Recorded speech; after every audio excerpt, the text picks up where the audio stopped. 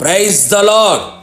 సకల ఆశీర్వాద స్తోత్ర వచనములకు మించిన ఘనమైన యేసు క్రీస్తు పరిశుద్ధ నామములో మీకు ప్రతి విషయములలో ఘనత కలుగునుగాక.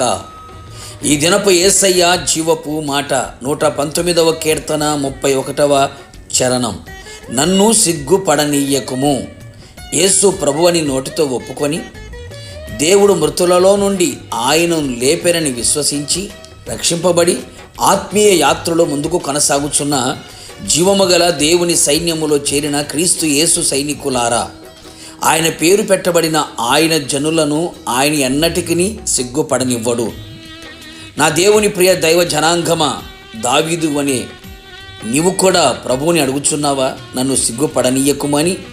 ఇంతవరకు కుటుంబములో, సంఘములో, సమాజములో, బంధువుల మధ్యలో, స్నేహితుల మధ్యలో, ఇరుగు పొరుగు వారి మధ్యలో నీవు చేయుచున్న పనులన్నిటిలో, భక్తిలో, వ్యక్తిగతంగా, ఆత్మీయంగా ఏ పరిస్థితులు సిగ్గుపడేటట్లు చేస్తూ ఉన్నవో, అవమానముతో తలదించుకునేటట్లు చేస్తూ ఉన్నవో, నీ ఓటమి నీకు సిగ్గుగా మారినదా? అనుకున్నది అందుకోలేక, ప్రార్థించింది పొందుకోలేక సిగ్గుతో తలను కప్పుకొని ఉన్నావా?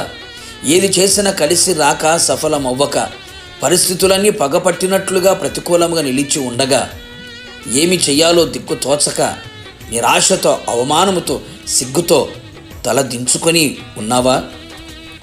నా ప్రియ దేవుని స్నేహితుడా, దిగులు చెందకు, అధైర్యపడకు, కృంగిపోకు. నీ తల పైకెత్తగల దేవుడు నా యేసయ్య. అవమానము కలిగిన చోట నీకు రెట్టింపు ఘనతను ఇవ్వగల సర్వశక్తి గల దేవుడు నా యేసయ్య.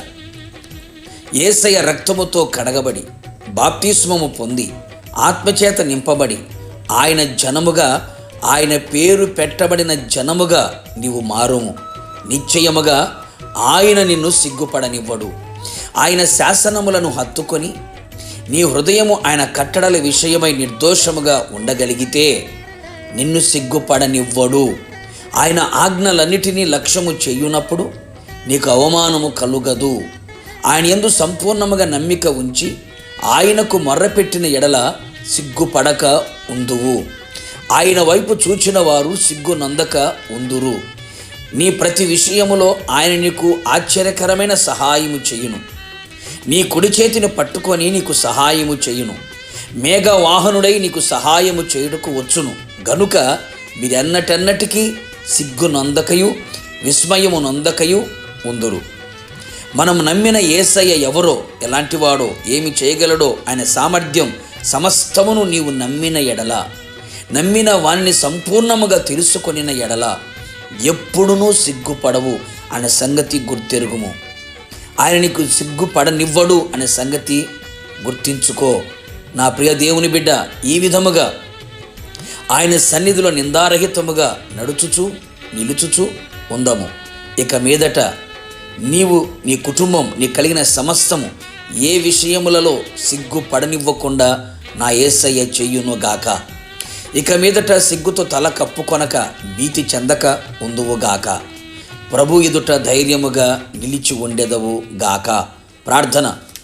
అత్యంత కృపగలిగిన నా ప్రియ పరలోకపు తండ్రి, నీ పరిశుద్ధమైన పాదములకి కృతజ్ఞతాస్తుతులు చెల్లించుచున్నాం.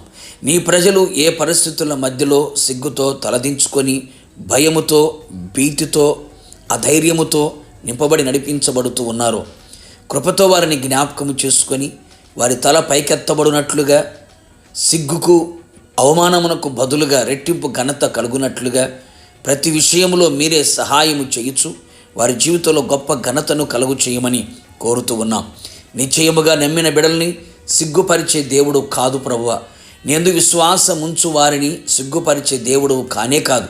నిశ్చయముగా మీ ప్రజలందరూ సిగ్గుపడకుండా ఉండునట్లుగా మీరే ఘనపరిచి ఘనమైన కార్యాలు చేయమని యేసు నామములో అడిగి పొందుకొని ఉన్నాము తండ్రి. ఆమెన్. నిశ్చయముగా మీరును మీ కుటుంబ సభ్యులందరూ ఇక మీదట సిగ్గుపడక ఉందురుగాక. నా యేసయ్య మిమ్మును ఘనపరచును గాక. God bless you.